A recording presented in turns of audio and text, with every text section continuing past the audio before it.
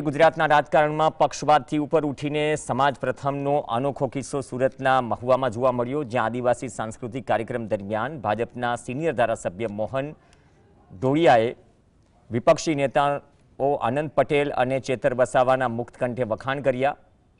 ડેડવાસન ગામે આયોજિત આ કાર્યક્રમમાં મોહન ડોળિયાએ બંને યુવાન નેતાઓને સમાજના સિંહ ગણાવતા કહ્યું કે તેઓ સરકાર સામે છાતી ઠોકીને આદિવાસીઓના હક માટે લડે છે। હજારોની મેદની વચ્ચે અપાયેલું આ નિવેદન અને જય આદિવાસીના નારાથી ગુંજી ઉઠેલું મેદાન હવે સોશિયલ મીડિયા પર વાયરલ થતા રાજ્યના રાજકારણમાં ભારે ગરમાવો। ભાઈ આ બંને સિંહને પહેલા તો આપણે વધારવા પડે। ભાઈ શ્રી ચેતરભાઈ અને આનંદભાઈને જોરદાર તાળીને ગણગાથી સન્માન કરો।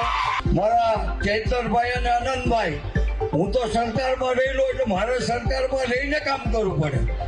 જ્યારે અને આનંદભાઈ અને ચૈતરભાઈ એ હાવે એટલે હાવે પડીને કામ કરવું પડે।